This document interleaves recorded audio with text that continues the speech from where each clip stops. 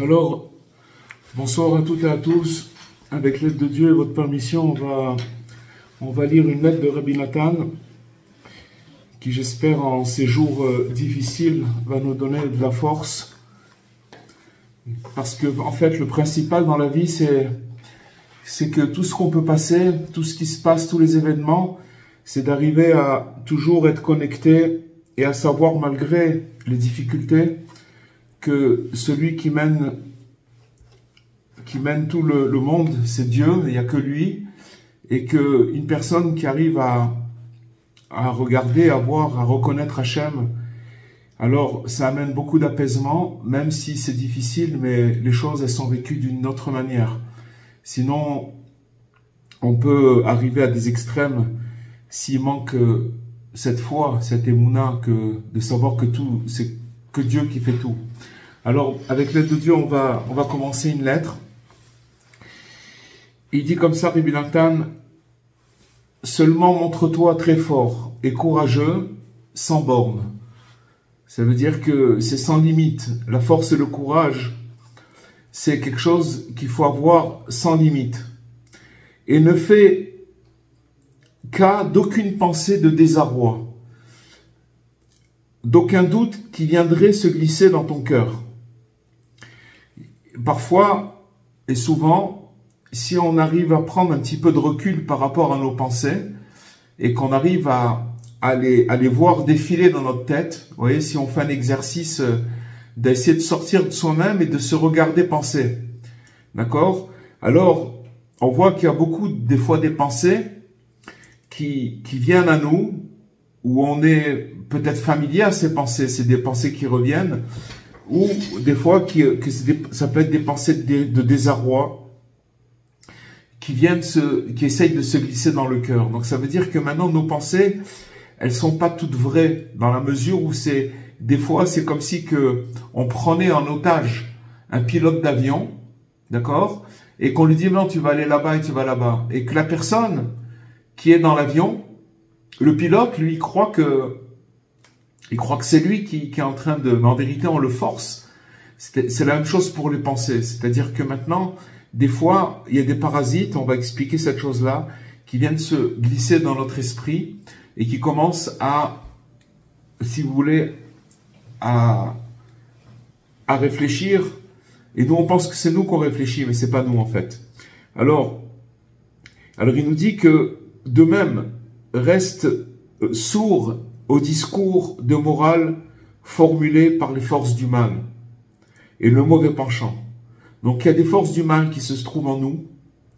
Il y a un mauvais penchant et qui vient et qui parasite notre pensée. Et on va commencer à penser des choses qui viennent de l'obscurité, des choses qui sont pas positives.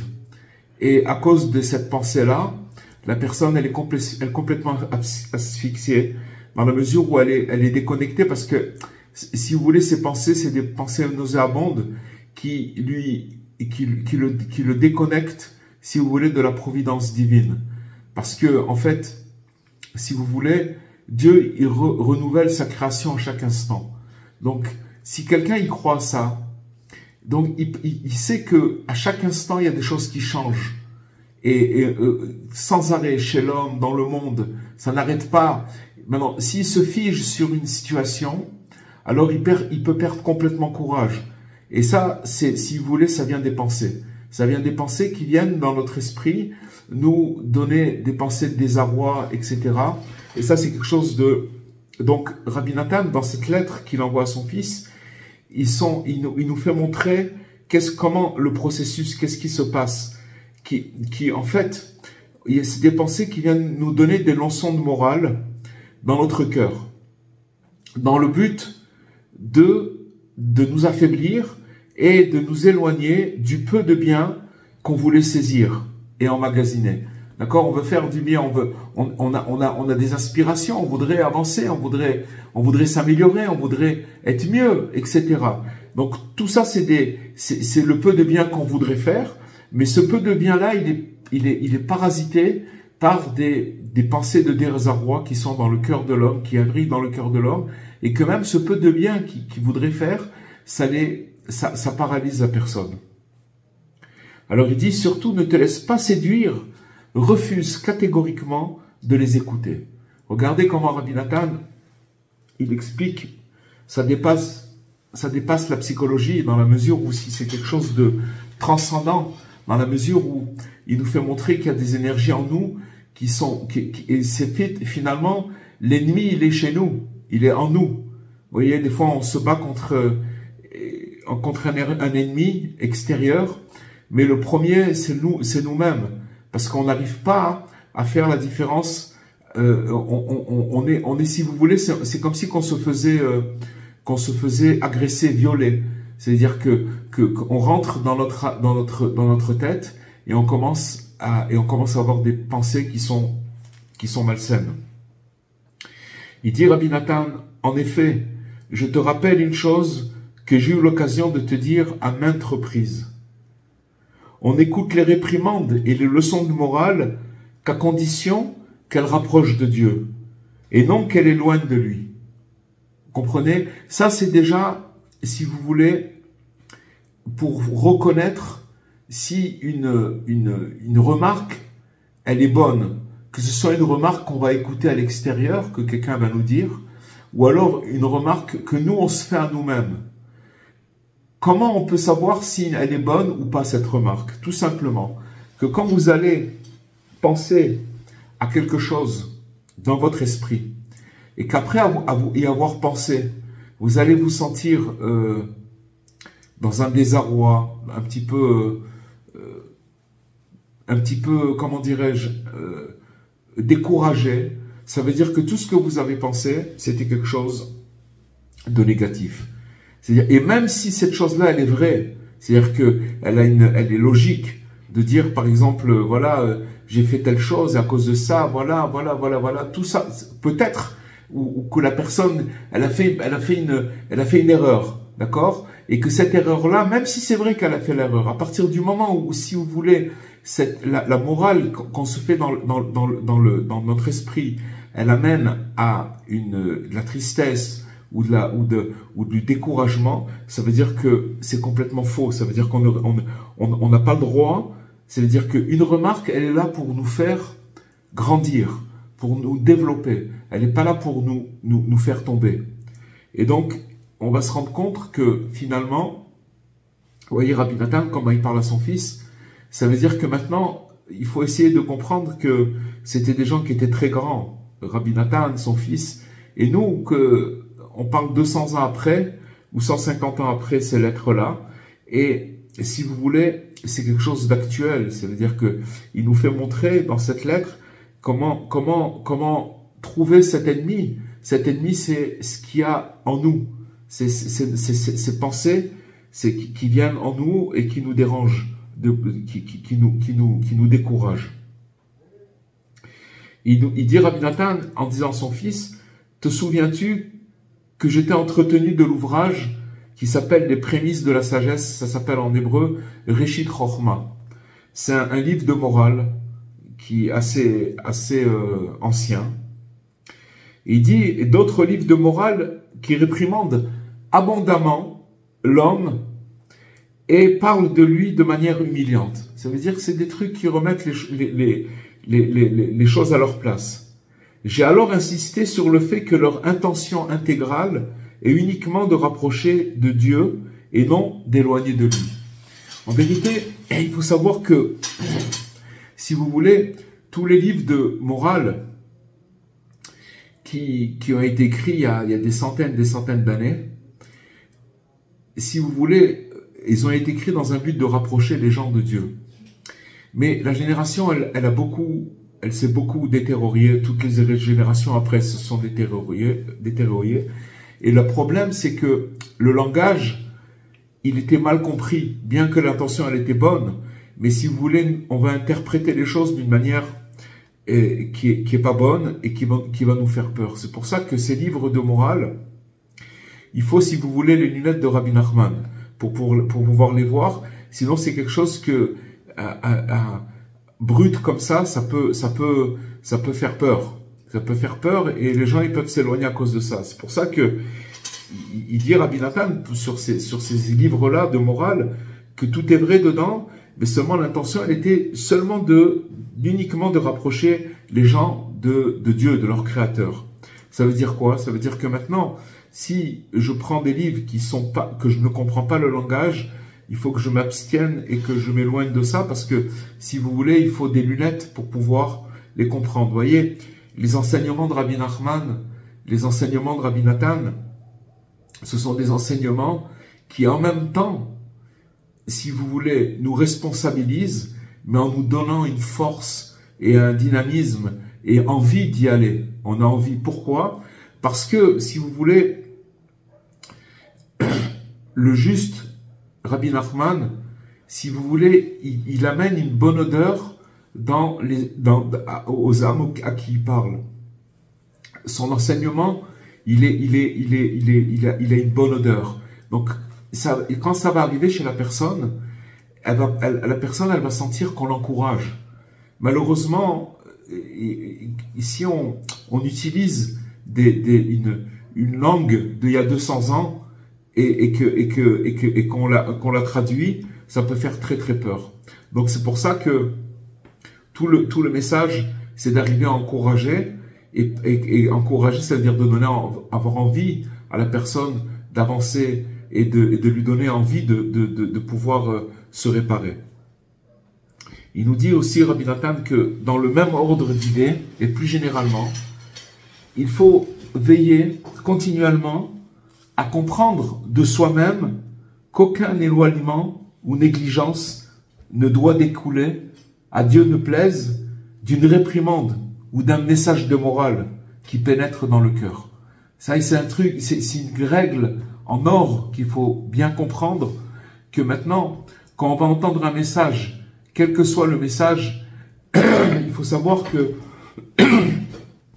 ce message-là, il est faux. Vous voyez, par exemple, j'ai parlé avec une personne juste avant de commencer le Zoom, qui me disait, moi je suis très éloigné, je fais pas grand-chose, et à cause de ça, avec tout ce qui se passe et tout ça, est-ce que Dieu va me protéger?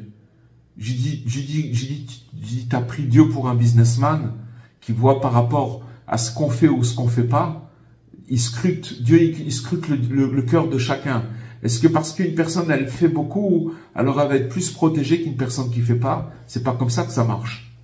Et je lui ai expliqué que, en fait, ces idées-là, et c'est ce qui rejoint ce qui nous dit Rabbi Nathan, ces idées de croire que comme on n'est pas valable, alors on n'a pas de protection à cause de ça, c'est complètement faux. Ça s'appelle des idées de moralisation qui rentrent dans la personne et qui détruisent la personne complètement. Jusqu'à que la personne, à cause de ça, comme elle se voit pas bien, elle a un mauvais regard sur elle-même, alors à cause de ça, elle ne pourra pas avoir confiance en Dieu parce qu'elle croit que Dieu l'a abandonnée. Alors qu'au contraire, je l'ai dit à cette personne, plus une personne elle est éloignée, plus une personne elle est loin de son Père, plus Dieu il a encore une plus grande pitié pour cette personne-là. C'est normal.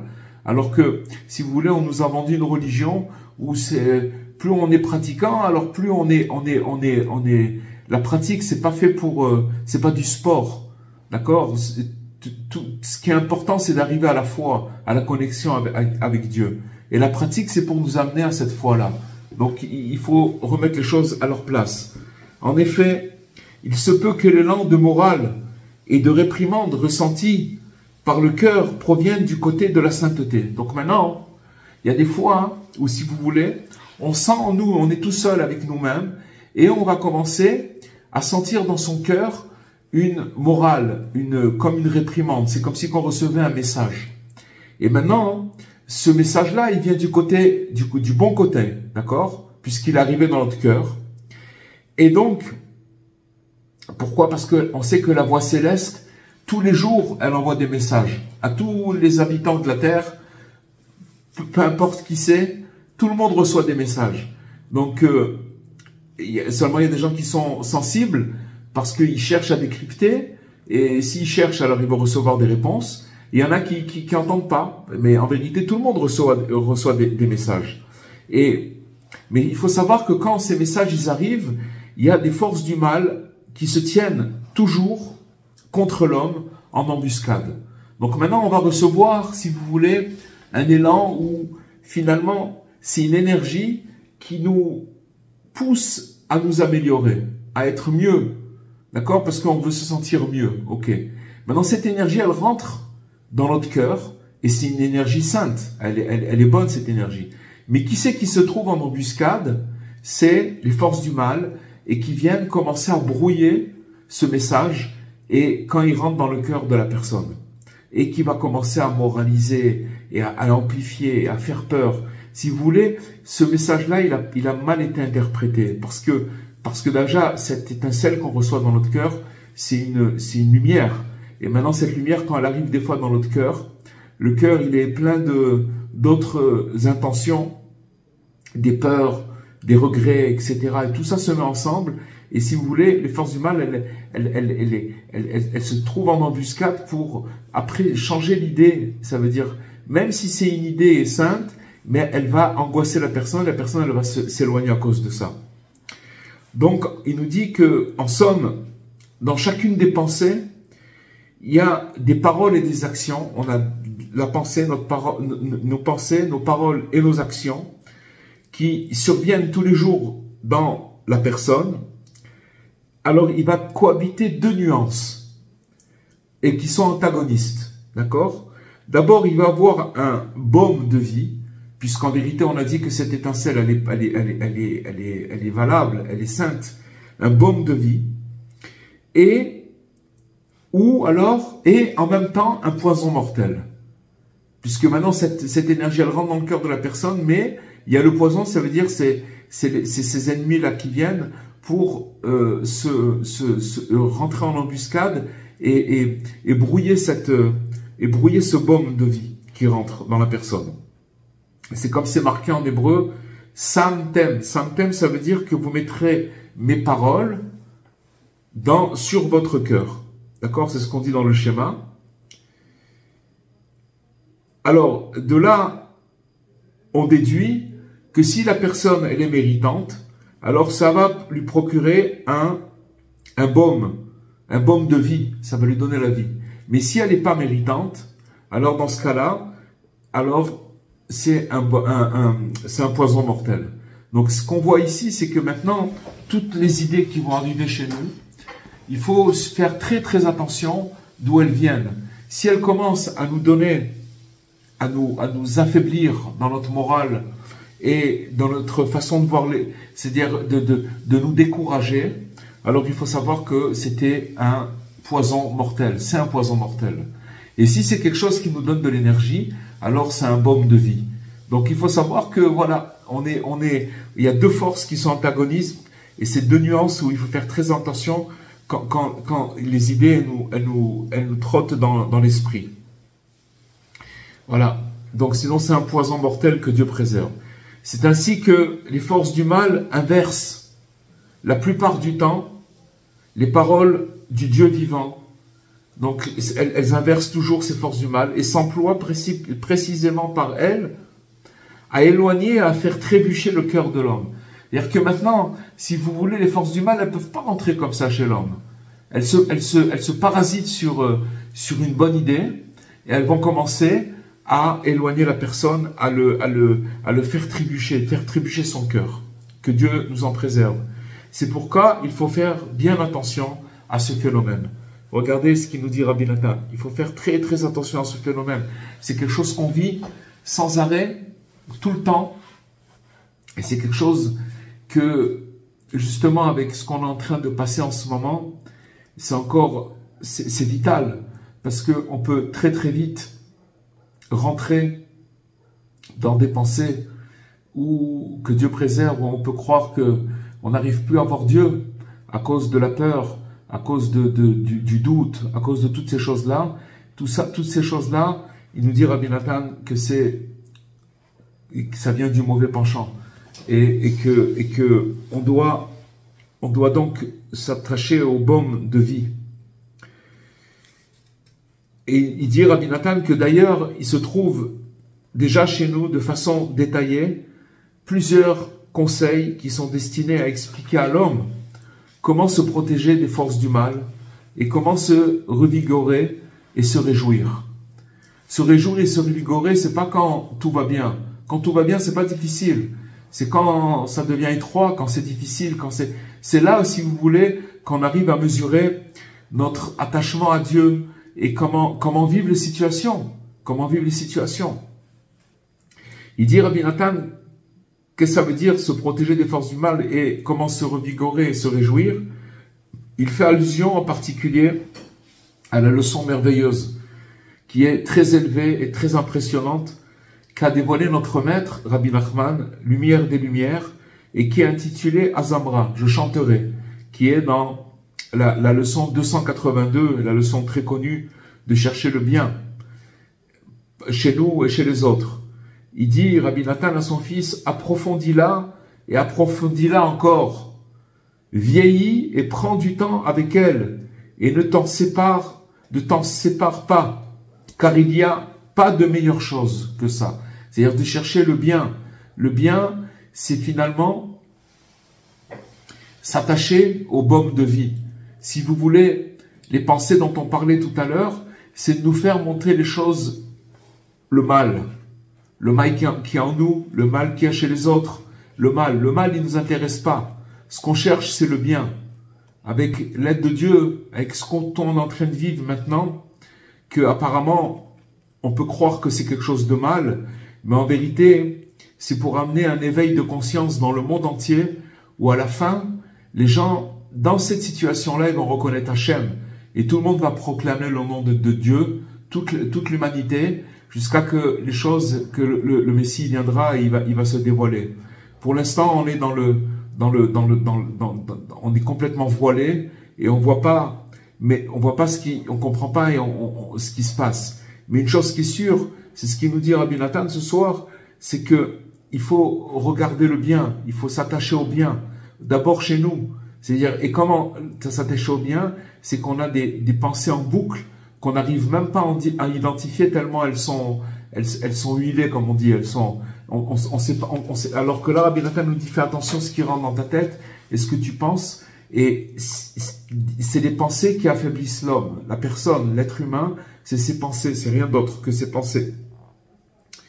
Et veille à ce que cette marche à suivre semble à tes yeux nouvelle, chaque jour sans exception. Je t'en rappelle les grandes lignes. D'abord, il faut se considérer à chaque jour comme si l'on était loin de Dieu. Tout comme la terre est distante du ciel. En vérité, se considérer, ça ne veut pas qu'on n'est pas, alors on se considère. C'est véritablement, on est très très très très loin. C'est-à-dire que si on prenait conscience où on est par rapport à l'infini de Dieu, on ne peut même pas imaginer.